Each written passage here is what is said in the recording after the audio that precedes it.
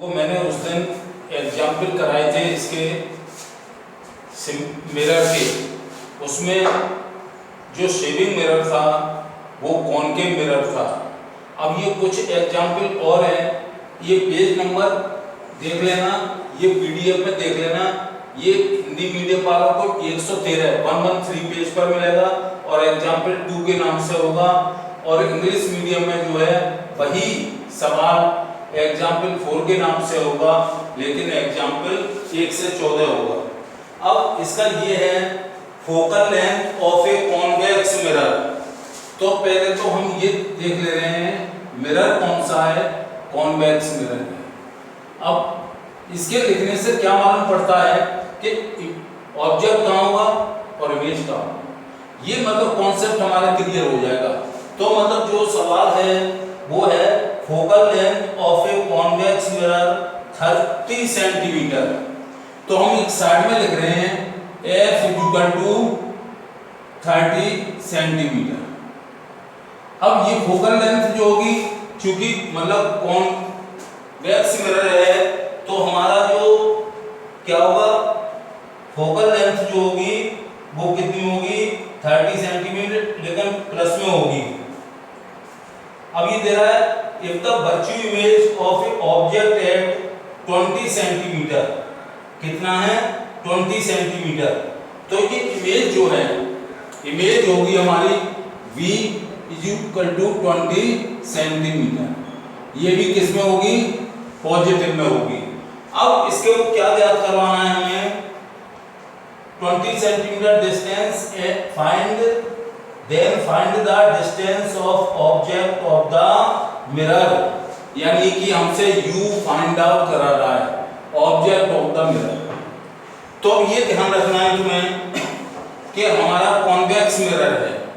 Convex mirror में object कहाँ होता है, फोकल लेंथ कहाँ होती है, सब दर्पण के पीछे होती हैं। जैसे मान लो ये हमने बनाया कॉन्वेक्स मिरर। अब कॉन्वेक्स मिरर में ये क्या होगा, ऑब्जेक्ट हो गया, ये इधर चलेगी और ये डाइवर्ज होगी और ये इसका फोकस होगा। तो फोकस कहाँ होगा, दर्पण के पीछे होगा। अब ये ध्यान रखना है तुम्हें, लेंस फॉर्मूला लगाने के पश्चात, लेंस फॉर्मूला हमारा क्या है, वो सॉरी मिरर फॉर्मूला क्या है, 1/f = 1/v और प्लस 1/u। अब ये वैल्यू पुट ऑन कर दो, या सिंपली सवाल है वैसे ही सवाल बोर्ड में आते हैं। तो 1/30 = 1/v, यानी इमेज जो हमारी 20 सेंटीमीटर पर है, प्लस 1/u। u का u लिखते हैं क्यों, ये फाइंड आउट करना है। अब इसका क्या ले लें, एलसीएम। एलसीएम कितना आ जाएगा, 60u। अब 30 का भाग इसमें दो तो 2u बार आ जाएगा, और इसका मल्टीप्लाई 1 में कर दो तो यहाँ पर क्या रहेंगे 2u = 20 का भाग 60 में दो तो 20 दिया 60, ये u रह गया 3u। तो यहाँ पर क्या आ गया, ये 3u और प्लस, अब u से u कट जाएगा तो यहाँ क्या आ जाएंगे 60 हो जाएंगे। उस दिन भी मैंने बताई थी, हमने लेफ्ट हैंड साइड और राइट हैंड साइड दोनों के जो है हमने एक साथ ही एलसीएम ले लिया। इसका मतलब इसकी वैल्यू खत्म। अब हमारे पास रह गया, ये रह गया 2u = 3u और प्लस 60। अब इसको हम जो है क्या करेंगे, पक्षांतरण ट्रांसफॉर्मेशन करेंगे, तो ये हो जाएगा माइनस का क्या हो जाएगा 3u = क्या हो गए 60। अब इन दोनों का टोटल क्या होगा, माइनस का 1u = 60। तो u = जो आ जाएगा वो -60 सेंटीमीटर आ जाएगा। अब देखो इसका मतलब है कि हम ये भी लिख सकते हैं, जो हमारी ऑब्जेक्ट होगा वो दर्पण के लेफ्ट हैंड पर, हमारे तो राइट हैंड पर होगा, लेकिन मिरर के लेफ्ट हैंड पर, ये मिरर है, ये इसका राइट हैंड है और ये इसका लेफ्ट हैंड है। इधर की ओर कहीं बनेगा जाकर आएगी 60 सेंटीमीटर। तो ये न्यूमेरिकल सिंपल ही है, केवल यू पूछा था तुमसे। अब एक न्यूमेरिकल और कराने जा रहा हूं। इसके देखो ये ध्यान रखना, अगर ये लिखा हुआ क्लियर नहीं आए तो पीडीएफ के पेज नंबर मैंने लिख दिए हैं, उनको जरूर देखना। अब नेक्स्ट न्यूमेरिकल है, एक और है, एग्जाम्पल 3 होगा इसमें, और ये एग्जाम्पल हो जाएगा 5। भाई इसके कोई 113, 114, 115 पेज पर ही देख लें पीडीएफ के, तो मतलब उससे तुम्हारा जब यहाँ देख करके घर पे जाकर के करोगे सवाल तो वो कॉन्सेप्ट क्लियर हो जाएगा। अब इसका ये है सवाल, एक मोटरसाइकिल के पार्श्व में लगे दर्पण से, मोटरसाइकिल के पार्श्व में कौन सा दर्पण होता है? उत्तल दर्पण। ये ध्यान रखना, उस समय भी बताया था, जैसा सेविंग मिरर का आया था तो अवतल दर्पण होता है, और इसमें कौन सा होता है? साइड मिरर जो होता है हमारा उत्तल दर्पण होता है। एक मोटरसाइकिल के पार्श्व में लगे दर्पण से एक कार 4 मीटर की दूरी पर है। कार कितनी दूरी पर है? 4 मीटर। तो ये क्या हो जाएगा? u, लेकिन कैसा होगा? माइनस में, क्यों? उत्तल दर्पण है। 4 मीटर ये कार है, यानी हमारा ऑब्जेक्ट है। अब क्या है? यह दर्पण की फोकस दूरी 1 मीटर है, ये भी प्लस में होगी, ये 1 मीटर किस में होगी? प्लस में होगी। अब हमसे क्या ज्ञात करवा रहा है वो? यह दर्पण की फोकस दूरी 1 मीटर है, तो दर्पण में दिखने वाले कार के प्रतिबिंब की स्थिति ज्ञात करो। प्रतिबिंब की स्थिति ज्ञात करवा रहा है, तो यहाँ b ज्ञात करना होगा और mb ज्ञात करना होगा। अब ये फॉर्मूला ड्राइव करके ये लगा लो। पहले फॉर्मूला लिखो इसका, 1/f is equal to 1/b plus 1/u। ये लिखने के बाद अब 1/1, क्योंकि f कितनी है? 1 है, is equal to 1/b, v हमें ज्ञात करना है, प्लस 1/u, ये हो जाएगा 1/-4। यानी u को हटा दिया और u की जगह हमने जो डिटेल लिखी थी, डिटेल लिखने का ये भी फायदा है कि मतलब उसका मतलब मान रखने में, रिप्लेसमेंट करने में सुविधा रहती है। अब इसका वही एलसीएम ले लो। ये पहले सिंबल 1 से कर लो, ये 2 सिंबल पास में आ रहे हैं, तो 1/1 इज इक्वल टू 1/b, और ये दोनों प्लस और माइनस के मिलके हो जाएंगे -1/4। तो एलसीएम क्या आ जाएगा? 4b आ जाएगा। अब इसका भाग इसमें कितनी बार गया? 4b, और मल्टीप्लाई बाई 1, एक अब b से b कट गया, 4 बन जा, 4 नहीं, ये b है, b से b कट गया, 4 रह गया, 4 का मल्टीप्लाई 1 में, माइनस 4 से 4 कट गए, क्या रह गया? b का हम क्या कर देंगे? ऊपर मल्टीप्लाई, तो ये क्या हो जाएगा? -b, 1b हो जाएगा। तो इसका आगे क्या करेंगे? ये इसका ये v जो है माइनस का है, हमने कहा ना दोनों पक्षों का, यानी एलसीएम ले लिया हमने राइट हैंड साइड और लेफ्ट हैंड साइड का। तो हम क्या करेंगे? v को जब इधर लाएंगे और 4b ये प्लस का हो जाएगा, इज इक्वल टू 4। अब ये दोनों मिलके हो गए 5b इज इक्वल टू 4, तो b इज इक्वल टू हो जाएगा 5/4 इज इक्वल टू हो जाएगा 4/5 होगा। v is equal to 4/5, then v is equal to जो होगा वो कितना आएगा? 0.8, कितने का आएगा? 0.8 मीटर का होगा। यानी वो इमेज जो है 0.8 मीटर पर, यानी 80 सेंटीमीटर पर हमें दर्पण में दिखाई देगी। उत्तल दर्पण, ध्यान रखना कि मोटरसाइकिल में जो लगा होता है वो उत्तल दर्पण कहलाती है।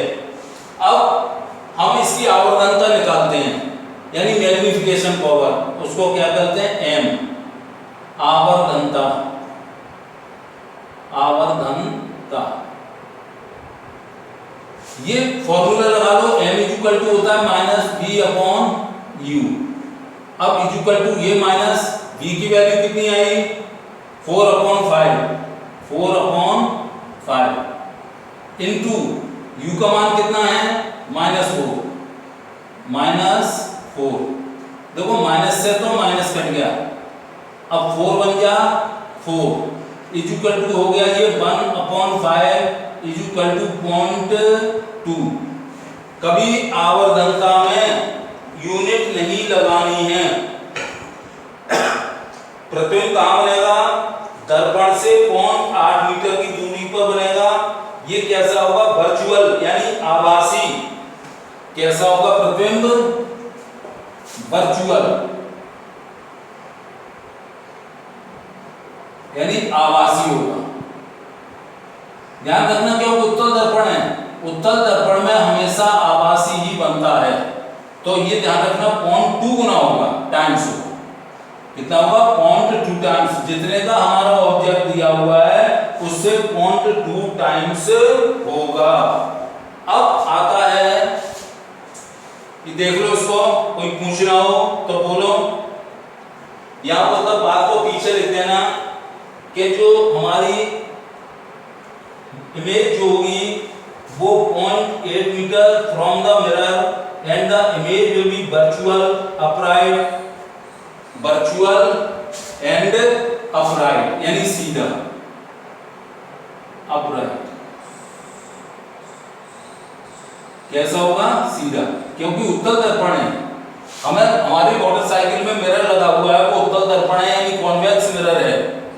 अगर हम पीछे का अपना देखेंगे तो वो हमें सीधा ही दिखाई देगा, लेकिन कैसा होगा? वर्चुअल यानी आभासी होगा। और ये जो है इमेज जो है 0.2 टाइम्स होगी।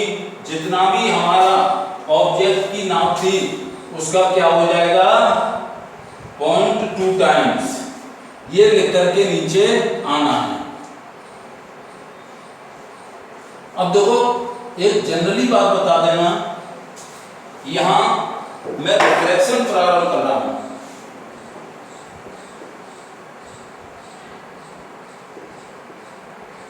रिफ्रैक्शन यानी कि अपवर्तन, अपवर्तन। उसके लिए हमें कुछ बातें जनरल पहले देख लो। एक तो सघन माध्यम यानी माध्यम जो होते हैं वो दो प्रकार के होते हैं। माध्यम का मतलब मीडियम, यानी हम जहां भी लाइट में खड़े हुए हैं वो हमारा कौन सा मीडियम है? एक एनदर मीडियम यानी दूसरा माध्यम होगा। तो ये दो माध्यम होते हैं, सघन और दूसरा होता है विरल। ये बातें पहले समझना जरूरी है। हम ये शुरू करें, अभी ये शुरू नहीं किया है। सघन माध्यम का मतलब डेंस मीडियम और ये हो जाएगा रेयर मीडियम, रेयर मीडियम और ये हो जाएगा डेंस मीडियम। अब हम ये माध्यम को डिफाइन करें, ये माध्यम को डिफाइन करें। Which medium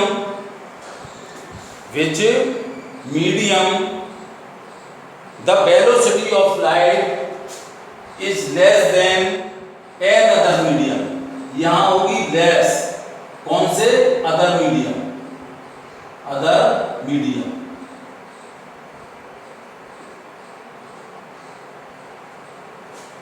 अदर मीडियम कौन सा जाएगा? दूसरा माध्यम। अब विरल, which medium the velocity of light is increases than other medium। यहां क्या होगी? इंक्रीज। ये इंक्रीज और डिक्रीज क्या है? Velocity of light, velocity of light यानी इसको ऐसे समझ लो, जिस माध्यम में प्रकाश का वेग कम हो जाता है वह हमारा सघन माध्यम कहलाता है, और वह माध्यम जिसमें प्रकाश का वेग बढ़ जाता है वो हमारा कौन सा माध्यम कहलाता है? विरल माध्यम कहलाता है। अब यहाँ पर ये ध्यान रखना है कि जो light of velocity of light, velocity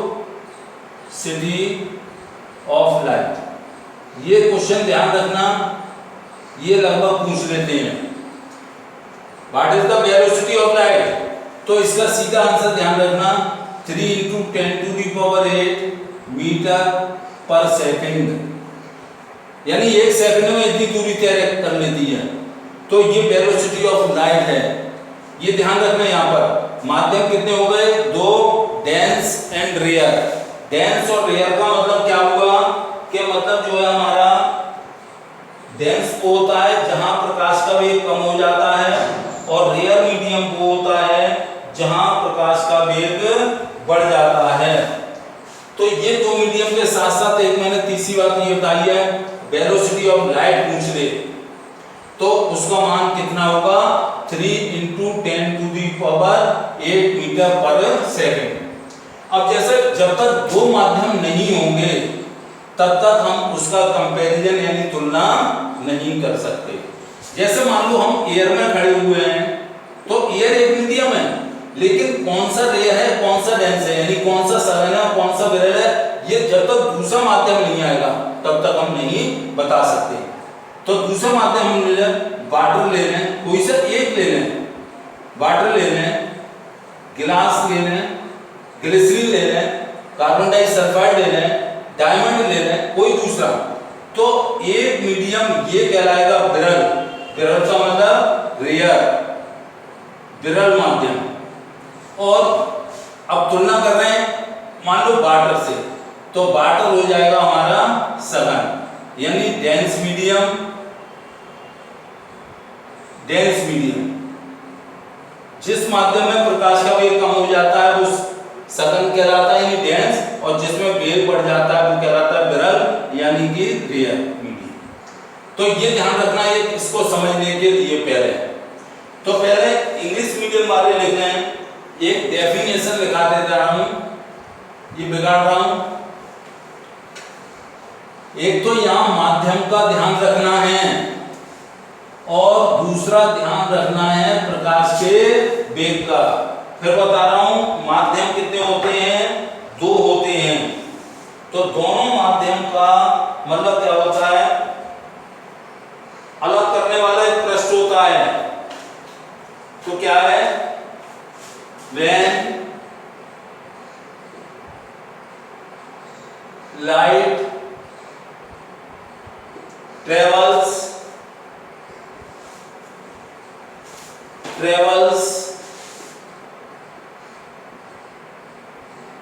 from one medium to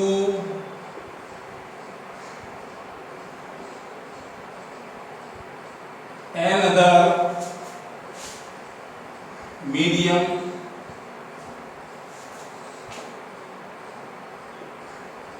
यानी जब प्रकाश एक माध्यम से दूसरे माध्यम में गमन करता है, that is the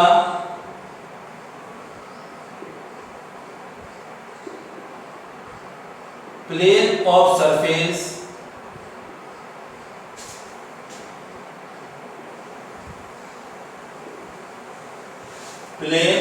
of the surface of both mediums, both mediums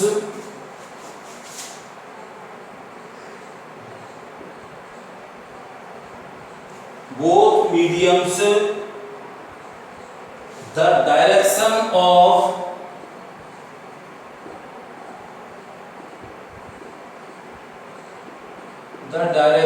of light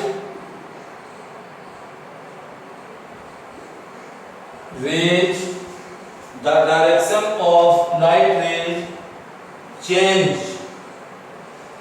change का मतलब यहां पर तुम लिख देना बेंड यानी मुड़ना. This phenomena is called refraction. ये लिख लो, this effect is known as, this effect is known as refraction.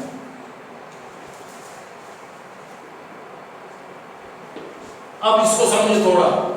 देखो, जब यहां बोथ मीडियम मैंने लिखाया था कहीं, तो बोथ मीडियम्स का मतलब क्या है पहले तो ये समझो. जब प्रकाश एक माध्यम से दूसरे माध्यम में प्रवेश करता है तो प्रकाश की वेग अपनी दिशा को बदल लेती है. कहां पर? एक माध्यम से दूसरे माध्यम में प्रवेश करते समय जो सेपरेट लेवल होता है उस पे आकर के अपनी दिशा को चेंज कर लेती है. लाइट जैसे मान लो, ये मान लो ये हमारा कोई कांच की स्लैब है, rectangle slab A B C D, यानी एक आयताकार कांच का ब्लॉक है, स्लैब है. तो ये जैसे मान लो प्रकाश की किरण आई, ये कहलाएगी इंसिडेंट रेज. अब इनका सेपरेट लेवल जो होगा वो ये वाला होगा, यानी सीडी सरफेस होगा. यहां पर आकर के प्रकाश, हमने शुरू में बताया था प्रकाश कैसी रेखा में गमन करता है, सीधी रेखा में गमन करता है. लेकिन यहां पर मैंने क्या बताया था, प्रकाश जो है जब एक माध्यम से दूसरे माध्यम में प्रवेश करता है तो अपने सेपरेटेड लेवल पर आकर के दिशा बदल लेता है, डायरेक्शन चेंज होता है, अर्थात वो किरण मुड़ जाती है. ये अब यहां पर अगर ये हो गई इंसिडेंट रेज और ये हो गई रिफ्रैक्टिव रेज, यानी आपतित किरण और परावर्तित किरण. इसका डायरेक्शन फिर चेंज होगा यहां पर आकर के, क्योंकि ये माध्यम है हमारा विरल और ये है सघन, और ये है सघन तो बाहर का हो जाएगा विरल. अगर यहां पर हम परपेंडिकुलर डालें, लंब डालें, तो ये बाहर का जो एंगल होगा वो साइन आई कहलाएगा और अंदर का जो कहलाएगा वो साइन आर कहलाएगा. अब यहां पर ये देखो, ये इंसिडेंट एंगल है और अंदर वाला रिफ्रैक्टिंग एंगल है, यानी आपतन कोण और अपवर्तन कोण, इन दोनों में से एक संबंध होता है. इसको फिर रिपीट कर रहा हूं. जब प्रकाश की किरण एक माध्यम से दूसरे माध्यम में प्रवेश करती है तो अपने पृथक्कारी तल पर अपने मार्ग से विचलित हो जाती है, अर्थात दिशा बदल लेती है. दिशा बदलने के कारण ही मतलब उसमें एंगल जो है वो दिशा जो है परिवर्तित हो जाती है. अब यहाँ एक दूसरी बात ये भी समझना जरूरी है, अगर कोई भी लाइट रेज यानी प्रकाश की किरण जो है वो, ये कौन सा माध्यम है? विरल. ये कौन सा माध्यम है? सघन. अब यहां ध्यान रखना, विरल से अगर सघन में जाती है तो ये रेज जो है वो बेंड टुवर्ड्स द परपेंडिकुलर, यानी लंब की ओर झुक जाती है. तो इस एंगल का मान कम होगा और इस एंगल का मान ज्यादा होगा. अब यही दूसरी बात समझो, ये किससे, विरल से किस में आए? सघन से, यानी रेयर से हम डेंस में आए तो मतलब जो है प्रकाश की किरण का दिशा जो होती है वो लंब की ओर झुक जाती है, यानी रिफ्लेक्टिव एंगल का मान कम हो जाता है. अब इसका विपरीत समझो, अपोजिट. अगर मान लो कोई प्रकाश की किरण जब डेंस मीडियम से रेयर मीडियम में प्रवेश करती है तो वो फार अवे यानी लंब से दूर हट जाती है. तो यहाँ पर ये जो होगा वो आई होगा और ये एंगल जो है वो आर होगा. तो इस तरह से अगर एक्सपेरिमेंटल स्टडी तुमसे पूछ ले कि what is the explain an experiment of refraction, refraction को प्रयोग के द्वारा समझाओ, तो यहाँ फिर समझ लो जब प्रकाश की किरण एक माध्यम से दूसरे माध्यम में प्रवेश करती है तो पृथक्कारी तल पर यानी दोनों माध्यमों को अलग करने वाली सतह पर वह मार्ग से विचलित हो जाती है या दिशा बदल देती है या परपेंडिकुलर लंब की ओर झुक जाती है। तो इस घटना को जो है हम प्रकाश के अपवर्तन के नाम से जानते हैं। तो ये तो इसका हो गया केवल डेफिनेशन। अगर मान लो तुमसे वो एक्सपेरिमेंट पूछे इसका कि explain an refraction with an experiment, अगर एक्सपेरिमेंट के द्वारा तुमसे पूछे तो ध्यान रखना एक चीज, अभी एक्सपेरिमेंट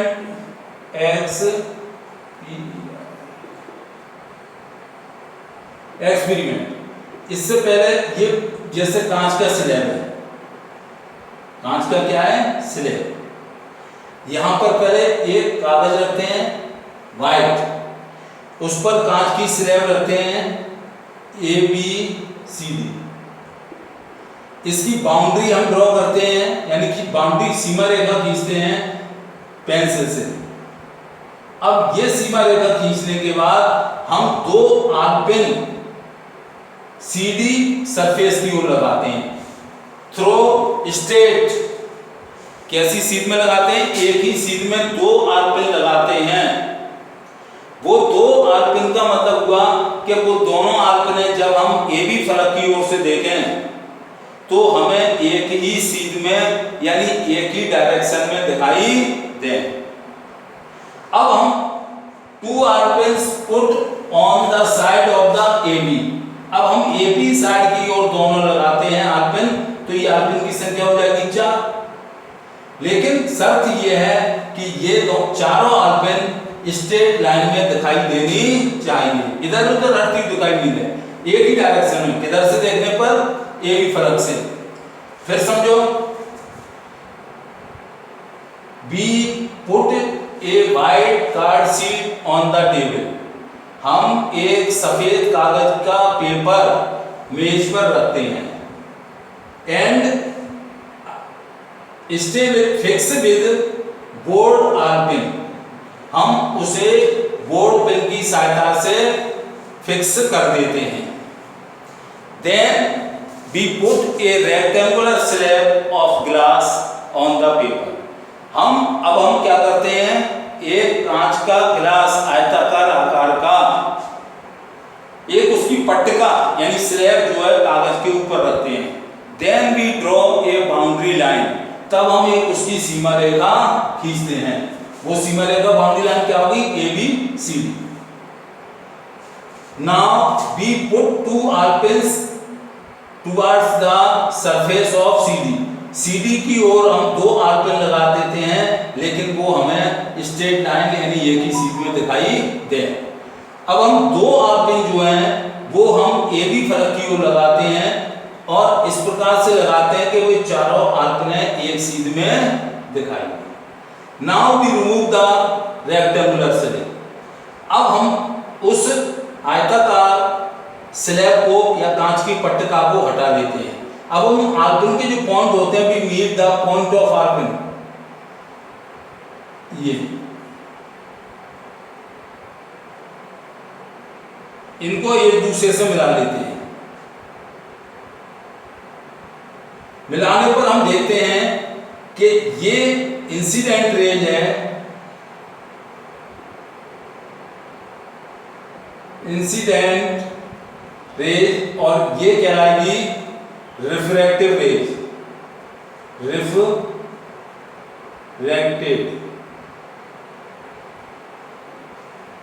रेज। ये देखो मुड़ी दिखाई दे रही है, यानी इसका डायरेक्शन चेंज हो रहा है, इधर से इधर भी जा रही है तो डायरेक्शन चेंज हो रहा है। अगर ये मान लो रेयर मीडियम से डेंस मीडियम में जा रही है तो भी डायरेक्शन चेंज हो रहा है, और डेंस मीडियम से अगर रेयर मीडियम में जा रही है तो भी डायरेक्शन चेंज हो रहा है। लेकिन आगे चल के देखोगे तुम, अगर मिलाओगे तो ये दोनों एक ही स्ट्रेट लाइन में दिखाई देंगे। अब हम we draw a perpendicular on the point of E which is situated on the surface of CD, यानी ई बिंदु पर एक लंब डालते हैं, जो ई बिंदु जो है सीधी सतह पर स्थापित होता है। Similarly B draw an other perpendicular on D, D P, P ले पी। अब यहां भी लंब डालते हैं, तो ये तो हमारा हो गया एंगल आई यानी इंसिडेंट रेज यानी आपतन कोण, ये हो गया अपवर्तन कोण यानी कि आर, तो ये आई होगा और ये आर होगा। यहां आई का मान more incident rays, incident angle value is more than refractive angle, यानी आई का मान हमेशा आर से अधिक होगा, आर से अधिक होगा। और यहां जब जाएंगे यानी सरल माध्यम से विरल माध्यम में आएंगे तो हम देखेंगे कि आर का मान आई से अधिक होगा। तो इसको एक प्रयोग के द्वारा समझा दिया, तो इसके लॉ निकल के आएंगे, लॉ ऑफ रिफ्रैक्शन, रिफ्रैक्शन। इसके दो लॉ हैं, अपवर्तन के कितने नियम हैं? दो। तुमने परावर्तन के नियम भी देखे थे, यानी लॉ ऑफ रिफ्लेक्शन, वहां भी दो नियम थे और यहां भी दो नियम हैं, अर्थात उसको पेपर में पढ़ लेना, रिफ्रैक्शन है या रिफ्लेक्शन है, परावर्तन है कि अपवर्तन है। तो वहां भी दो नियम थे और यहां भी दो नियम है। पहला नियम क्या है? पहला नियम यह है कि मतलब incident rays, incident rays comma refracted rays and perpendicular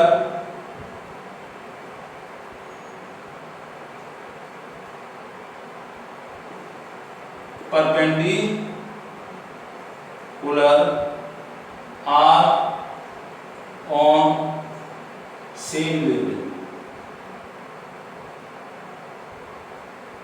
same level। यानी इसका मतलब क्या हुआ? आपतित किरण, आपतित किरण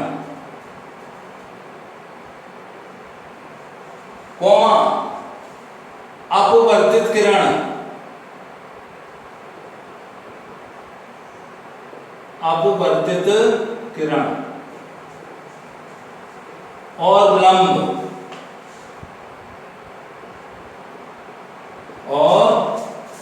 लंब,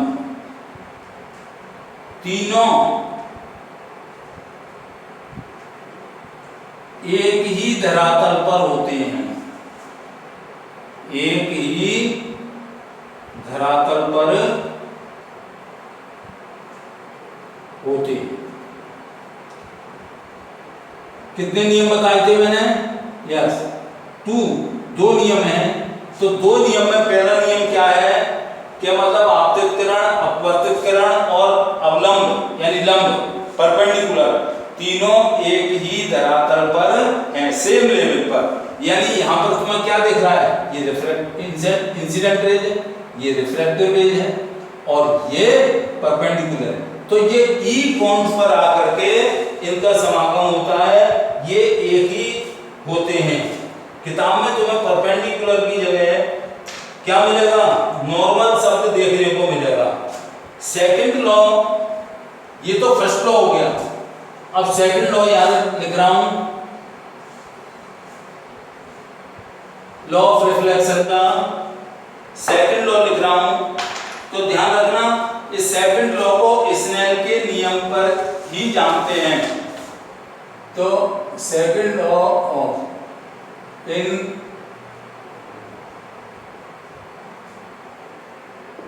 रिफ्रैक्शन, द रेशियो ऑफ अनुपात, रेशियो का मतलब अनुपात, ratio of incident and ratio of sine of angle of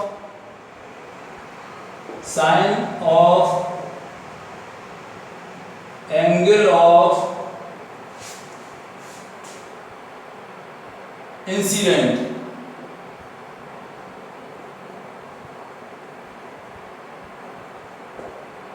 मैंने दो एंगल बताए थे तुम्हें शुरू में। ये बाहर का जो है आई यानी आपतन कोण वो इंसिडेंट एंगल हो गया, और अंदर का क्या हो जाएगा, रिफ्रैक्टिव एंगल हो जाएगा। तो इंसिडेंट इज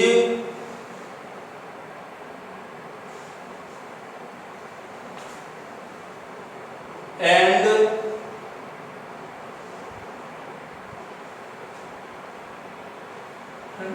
साइन, ये इंसिडेंट एंगल को अगर आगे तुम जो है इसको आई भी लिख सकते हो ब्रैकेट में, यानी एंगल आई। अब दूसरा क्या हो जाएगा, आर हो जाएगा। साइन ऑफ एंगल ऑफ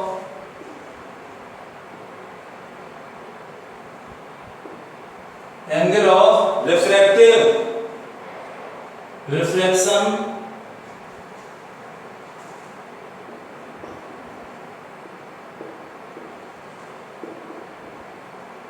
यानी यहां क्या लिख दोगे, आर लिख दोगे। Refraction remains constant, remains constant. ये इस नियम को हम स्नेल के नियम से भी जानते हैं। कौन से नियम से जानते हैं, स्नेल के नियम से भी जानते हैं। तो ये ध्यान रखना, ये क्या कहलाता है, लॉ ऑफ स्नेल। अगर इस नाम से क्वेश्चन पूछते हैं तो तुम्हें जो है वो सेकंड लॉ तुम्हें बताना पड़ेगा।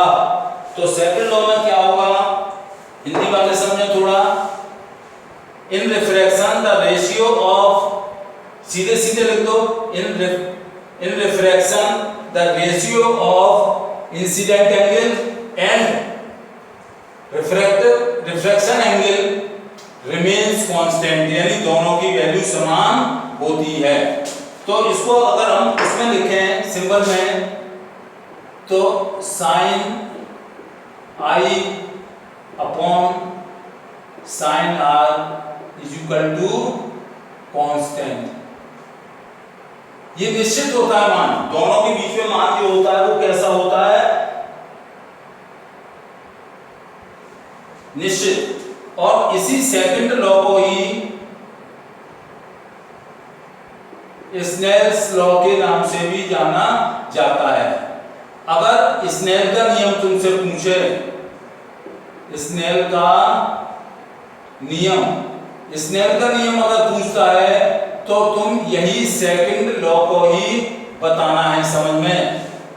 मतलब फिर समझो, जब आपतित किरण और अपवर्तित किरण दोनों के कोणों के बीच में एक मान नियत होता है यानी कांस्टेंट होता है, तो उसे दूसरा नियम अपवर्तन का यानी रिफ्रैक्शन का कहते हैं। और इसको जो है वो किसके नाम से जाना जाता है, लॉ ऑफ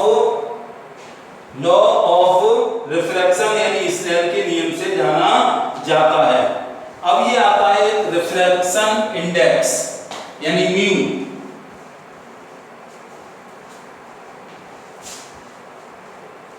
अपवर्तनांक जिसे कहते हैं, वो क्या कह देते हैं, अगर रिफ्रैक्शन इंडेक्स पूछे,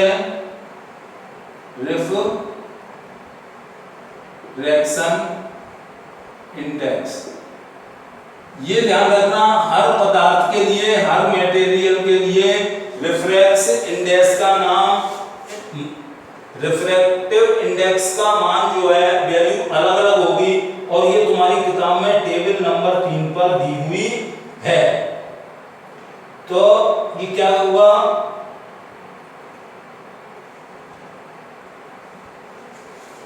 ये तो सेकंड लॉ हो गया। अब क्या होगा, अब ये होगा,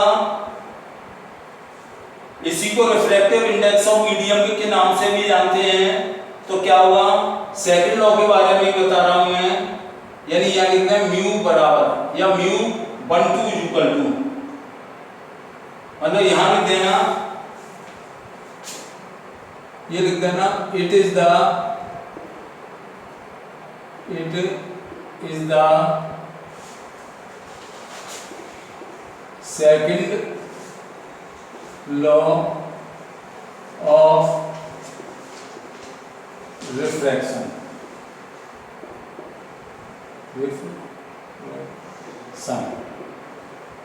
It is also known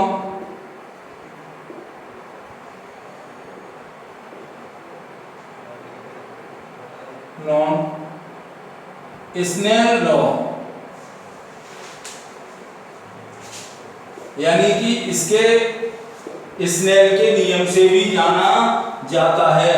तो स्नेल के नियम से जाना जाता है तो क्या होगा, नॉन एज, और इसी को हम कहते हैं, यानी ये इट इज,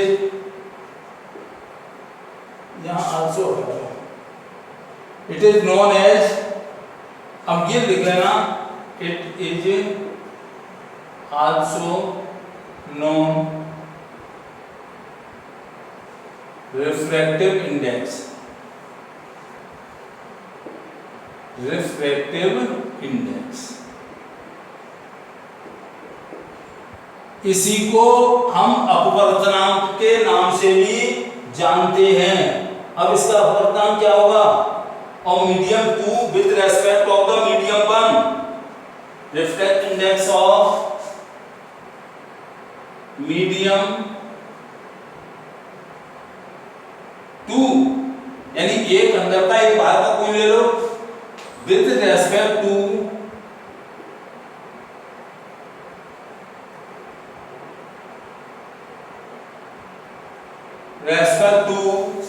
मीडियम 1,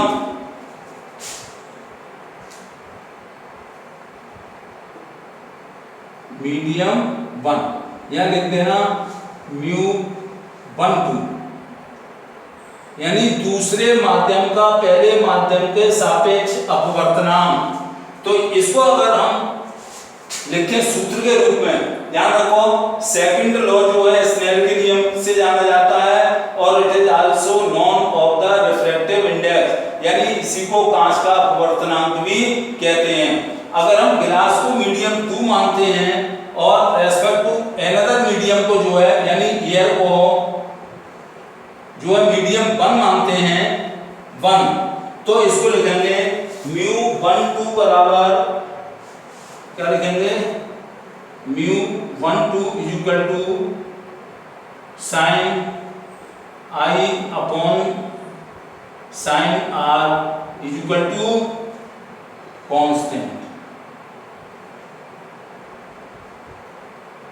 ये पहली बात लिख दो, तब ये तुम्हारा आंसर पूरा होगा। अब रिफ्रैक्टिव इंडेक्स की परिभाषा डाल दो, रिफ्रैक्टिव इंडेक्स है क्या, ये मतलब ध्यान रख लो, रिफ्रैक्टिव इंडेक्स है क्या ये। अब इस बात को बताऊंगा, रिफ्रैक्टिव इंडेक्स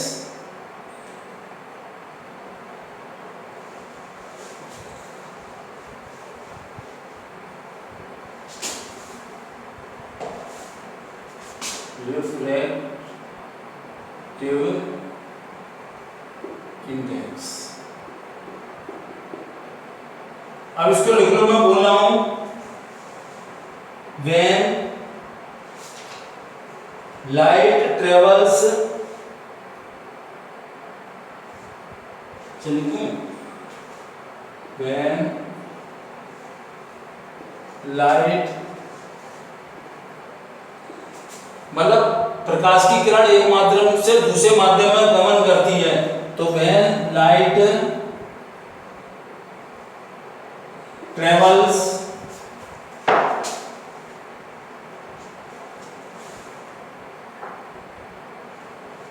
from vacuum, यानी यह निर्वात को लेना पड़ेगा, from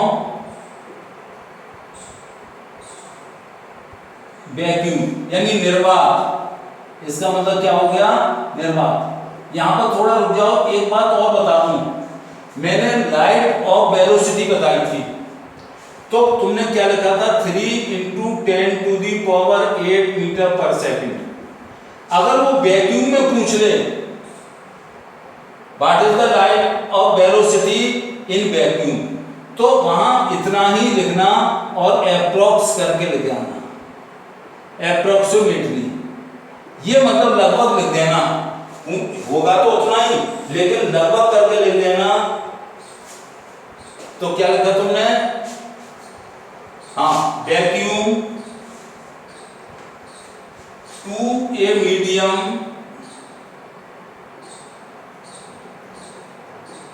to a medium, then refractive index, then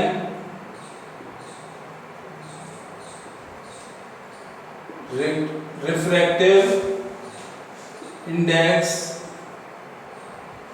क्या होगा ये, जब प्रकाश की किरण एक निर्वात में जरूर होनी चाहिए, निर्वात से दूसरे माध्यम में प्रवेश कर रहा है, index of that medium,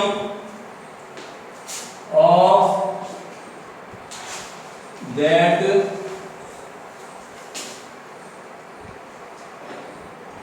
medium,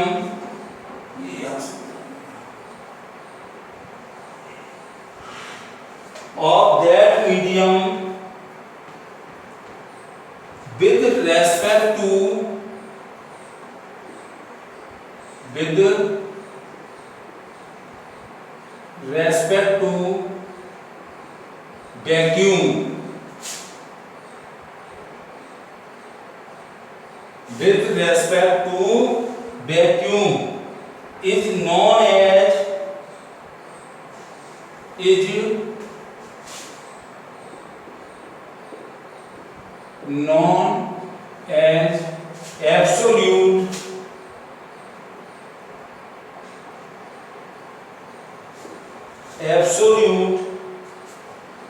refractive index,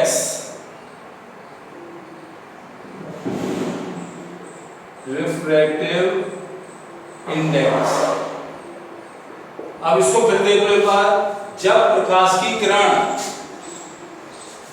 निर्वात से गमन करती है किसी भी मीडियम में, तो रिफ्रैक्टिव इंडेक्स जो होगा वो वैक्यूम के सापेक्ष जो माना जाएगा वो हमारा रिफ्रैक्टिव इंडेक्स कहलाता है। अर्थात एक माध्यम वैक्यूम जरूर होना चाहिए, यानी when light travels from vacuum to a medium, then refractive index of that medium with respect to vacuum is known as refractive index। अब इसका आगे निकालना पड़ेगा, इसका आगे क्या निकालना पड़ेगा, मतलब ध्यान रखना ये वैक्यूम है हमारा अंतरिक्ष, जब हम जैसे जैसे ऊपर की ओर जाते जाते हैं वैसे वैसे एयर की डेंसिटी कम हो जाती है, हवा का घनत्व कम हो जाता है, तो ऊपर वायु हल्की हो जाती है, और एक ऊपर स्थान होता है जब वायु बिल्कुल नहीं होती है, वही स्थान हमारा क्या कहलाता है, वैक्यूम कहलाता है। रिफ्लेक्ट, अब नीचे नई पैराग्राफ से लिखना है, relative reflective index, relative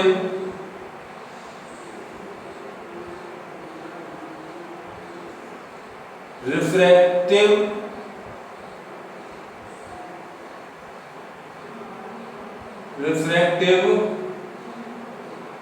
index, relative refractive index is given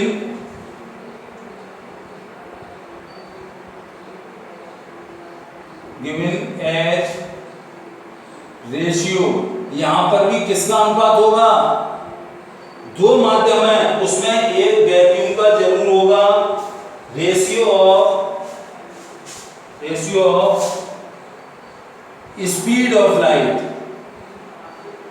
speed of light LIGHT, यानी प्रकाश की चाल या C देगा तो उसका कोई मान लगाएंगे, अगर कोई सवाल आ जाता है तो 3 गुणा 10 पर 8 की घात speed of light in air कहां पर होगी, मतलब वायु में, निर्वात से किस में आ जाएगी, वायु में, उसमें प्रवेश करेगी in air to the speed of light,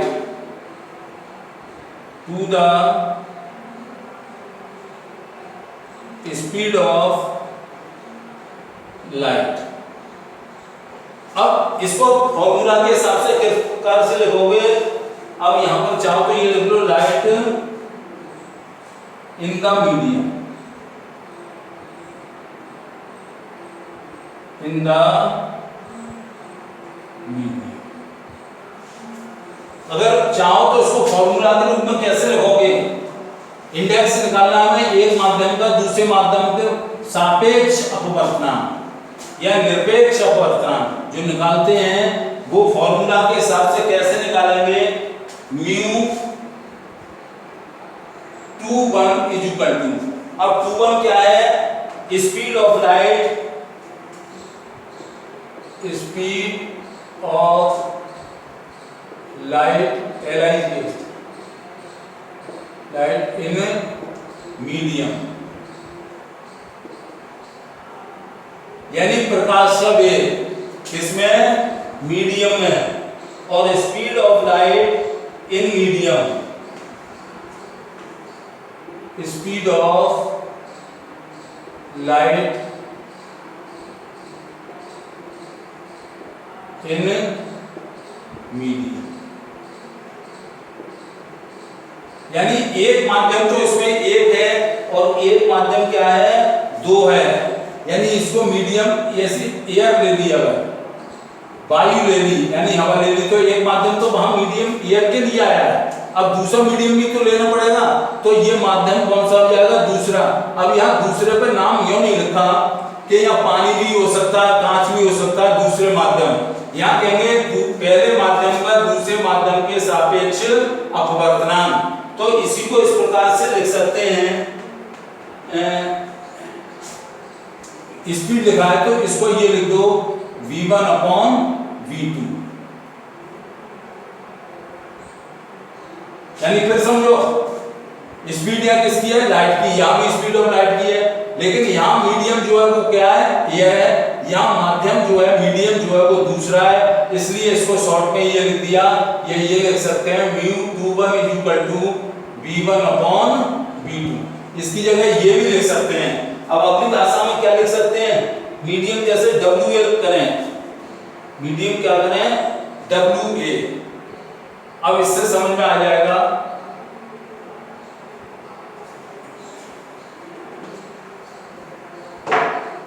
medium क्या ले रहे हैं हम? WA। WA का मतलब क्या हुआ?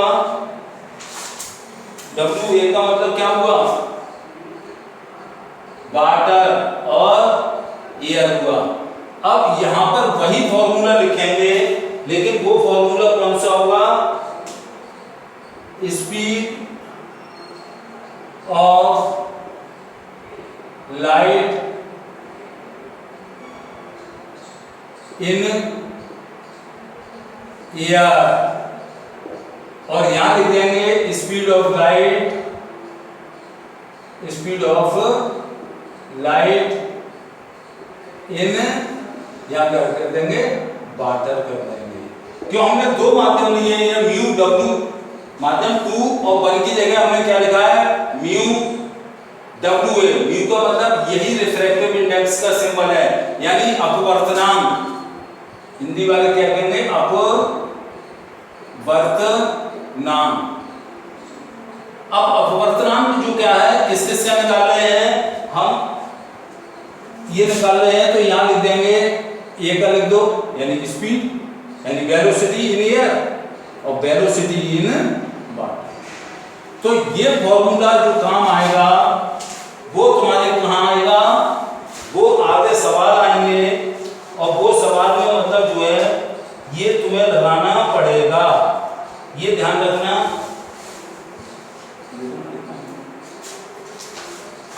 ये सवाल में फॉर्मूला काम में आएंगे आगे। अभी इसमें थोड़ा और बताऊंगा, लेकिन अब डिपेंडेंट बताऊंगा कि कलर या वेवलेंथ इसके ऊपर जो चलते हैं वो मतलब क्या होता है। Thank you.